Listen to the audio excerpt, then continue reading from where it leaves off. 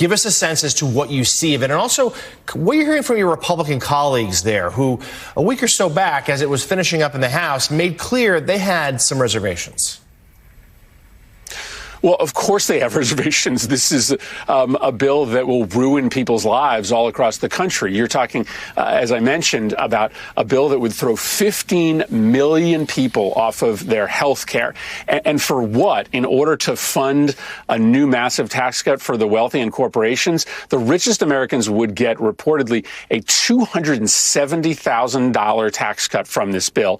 And the bill would actually make 40% of the American public poorer, because the tax cuts for the poor and the middle class are like table scraps, but they'd lose their nutrition benefits for their kids. They'd lose their health care. They'd lose a whole bunch of services.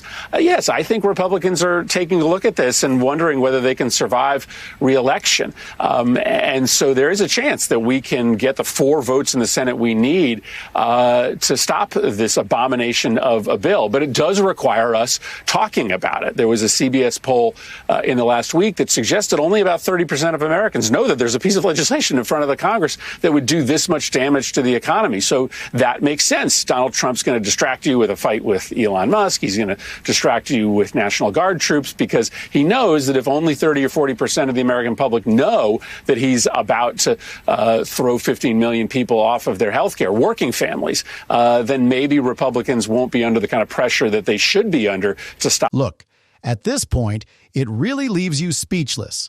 They are marketing a bill that will leave 15 million people without health insurance as a reform. Reform, my foot. This is a robbery plan. They are taking money from the lower class and transferring it to a fund to build a second jacuzzi on the yachts of the rich. And do you know what the most disgusting part of this is? They're doing it without a shred of shame, claiming it's for the American people's benefit. Come on, what percentage of the population are billionaires? The benefit you're talking about is for the donors in Palm Beach. Meanwhile, Trump's strategy is exactly what we expected. Let's distract the public from the healthcare bill by getting into a Twitter war with Elon Musk. Seriously, this guy's political strategy is the same as a 5-year-old's distraction tactic. Look, there's a dinosaur. While children in this country are having their food assistance cut, billionaires will receive a $270,000 tax break. The cruelty is the point, folks. They seem to take pleasure in causing pain. Are you going to get rid of the Tesla and the Starlink service that you have here at the White House? No, I haven't heard that. I mean, I may move the Tesla around a little bit, but I don't think we'll be doing that with Starlink. It's a good service. Where are you going to move it to? Move it around? What do you mean? I have a lot of locations. Actually, about the Tesla. I had so many locations that I don't know what to do with them all. About the Tesla, did you ever see Elon Musk get physical with the Treasury Secretary? No, I didn't. And I tried to They ask... did have an argument, but I didn't see I didn't see a lot of physicality there. And there was this New York Times report that he did not want to talk about, Elon Musk, that alleged that he, towards the end of his time in the White House, was blurring the lines between recreational use of drugs and medicinal. Do you think he ever had drugs here at the White House? I really don't know. I don't think so. I hope not. Look, I wish him well. You understand. We had a good relationship, and I just wish him well. Very well, actually. Seriously, this interview segment is a complete black comedy festival. The man can no longer count how many Teslas he has at the White House. I have so many locations that I don't know where to put the cars. Wow, half the population can't afford their prescription drugs, but Trump is still in a Tesla parking space crisis. And Elon Musk? Of course, Trump doesn't want to talk about him, because they're both cut from the same cloth, mega rich, mega egotistical, and their connection to reality, well, a bit tenuous. Then the drug issue comes up. And what does Trump say? I don't know. I don't think so. I hope he didn't take it. So, I hope you've been president of this country. You have no idea what's going on in the White House, but you have a lot of locations.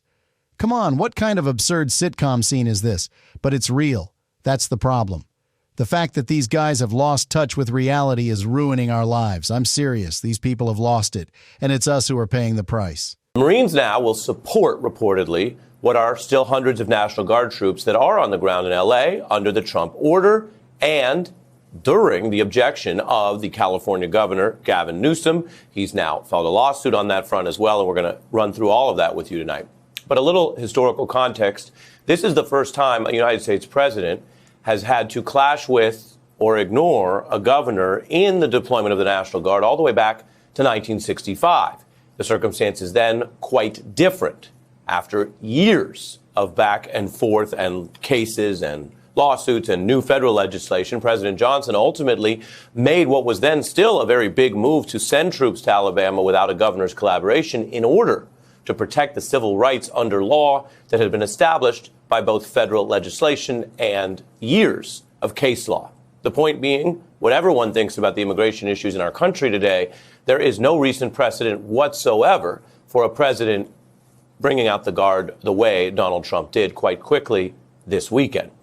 Now, critics say the goal here, what we continue to see, is not actually about immigration, but about an effort documented and sometimes admitted by President Trump in the second term to expand his authority, to test his legal powers, and at times to exert a kind of autocratic intimidation campaign that includes arresting critics, threatening people who disagree, trampling on First Amendment and free speech rights, and saying, as he did today, that the opposition can be arrested for little to no reason at all. That is both the criticism and at times the confession from the Trump administration. Having reported that, this is also complicated because there are ways that immigration powers are stronger and broader than other powers a president has, and there were reports of some violence and thus lawlessness over the weekend. Now, top local officials say that violent incidents did occur, and we've documented that. The news has reported that. So now I ask you, friends, what is this all about?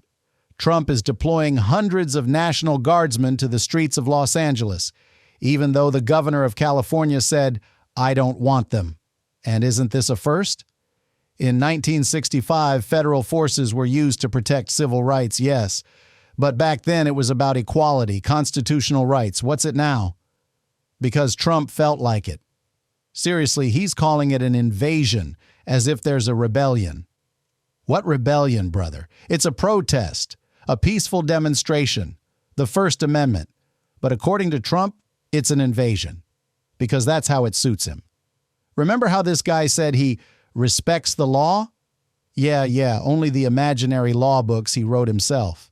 And then comes that iconic Trump line, Newsom's crime is being governor because he's doing a bad job.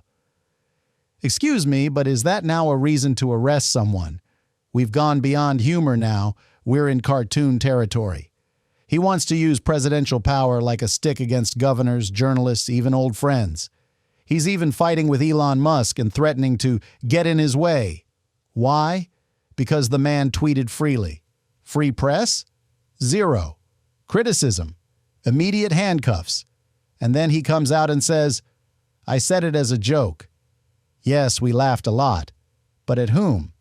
At someone who views his own people as enemies. The cruelty is the point. This man wants to intimidate, silence, and punish with his power. Democracy? Get real. If you've watched this far, thank you very much. You can support us by liking the video and subscribing.